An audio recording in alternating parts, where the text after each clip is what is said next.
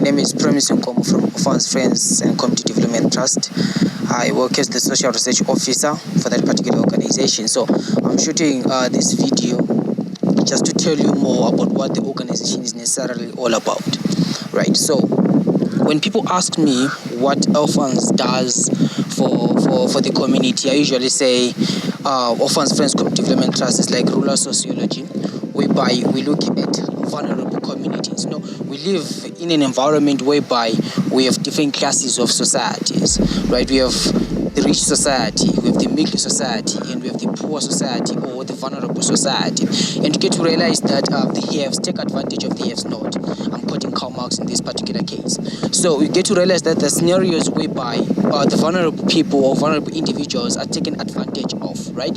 So as an organization, we seek to redeem them from that particular situation. So how do we do that? We do that through development. And when we talk of development, we're not just talking about economical development, but it is important that when you seek to develop a human being or an individual, three things that you have to make sure that you do.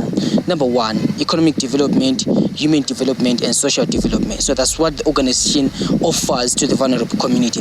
Now the question is, how do we then do that? So first things first, the organization offers what we call skill center, whereby we have realized that our youth, they are unemployed. 70% of youths are unemployed, and we need to fix that problem. And then how can we fix that problem if the very same youth don't have access to education, if they don't have access to employment in itself? So what we do is we mobilize them, we teach them practical skills, motor mechanics, hairdressing, and etc.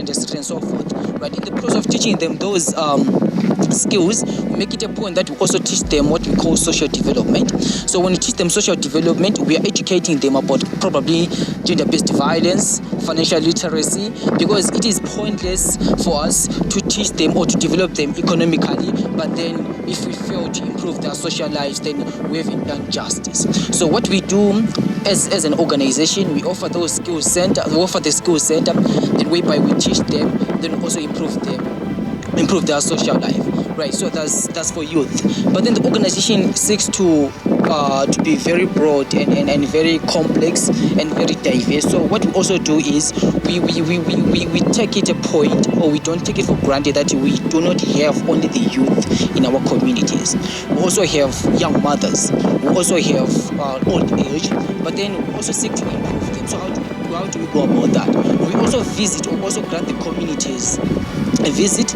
We make it a point that we teach them about gender-based violence, we teach them about SRHR, we teach them about a lot of things, ISAL, financial literacy, and all those things, how to budget your money. Because what we do, when we go there, we create groups.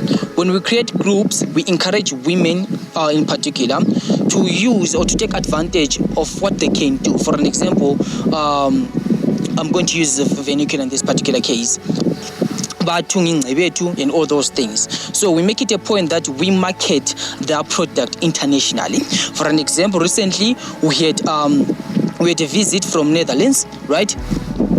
A particular individual granted our Orphans, Friends and Community Development Trust a visit, whereby she was taking all those products and made it a point that she's going to market them internationally, right? So we're talking about international market in this particular case. Imagine someone who is in rural areas getting their products in Netherlands. It's actually a development in its own, right?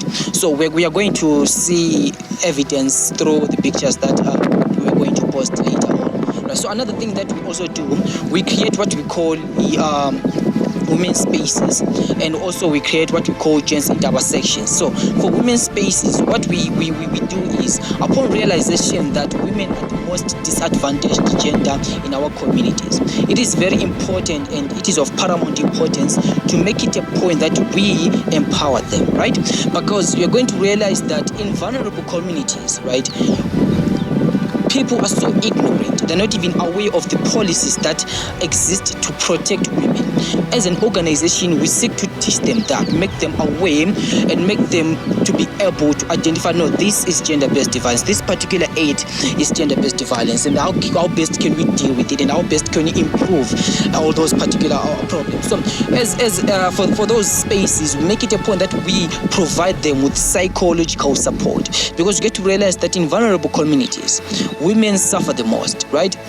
Early pregnancies, gender-based violence, all of those things. Patriarchy or patriarchal ideologies have actually entrapped and enslaved women to an extent that they don't even have a say. So as an organization, we seek to empower women in that particular area, whereby we make it a point that they are financially stable. Because the reason why men abuse women, as far as research is concerned, we have realized that the fact that women depend on men financially, that in itself makes women look vulnerable towards men.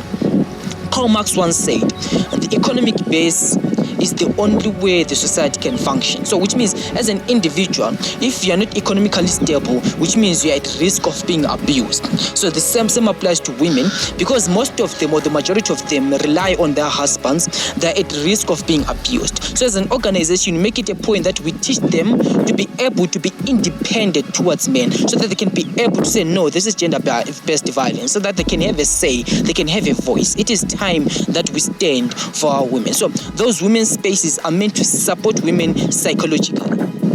Also, upon realization that because of women empowerment, now the society, or let me rather say the world, is isolated boy child. So that's why, as an organization, we also create what we call gens in our sections.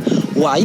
Because we have realized that if you look statistically, or according to the current status quo, you realize that the majority of gender that commit suicide are men, right? The reason why they commit suicide is because they bottle up their grievances, and also they don't feel supported, or they don't feel protected by the law, right? So at the end of the day, we need to make it a point that we reach them out and make sure that they speak out, make them realize that bottling things up doesn't necessarily mean that makes you become a man, but instead it makes you less of a man. So you need help even if you are a man. So the necessity of those gens in our sections is to promote what we call boy child. And also another reason being, right, in order for us to get rid of patriarchal ideologies, we need to approach men and make it a point that we erase all those patriarchal ideologies. Because the reason why we have women being abused in our society, we cannot blame men for that, but we blame patriarchy, right? So we also need to rescue men from patriarchy, because sometimes men abuse women not willingly, but they abuse women because that's what they think they have to do, and all that came from what? Patriarchy. So that's what we are trying to get rid of. We're trying to educate our communities, because you get to realize that most of the people, they focus on rich communities and middle class communities, but we also have vulnerable communities which are also marginalized, and we need to reach out to them. So that's what the organization does. That's why I said prior, this organization is rural sociology. Gratitude for listening.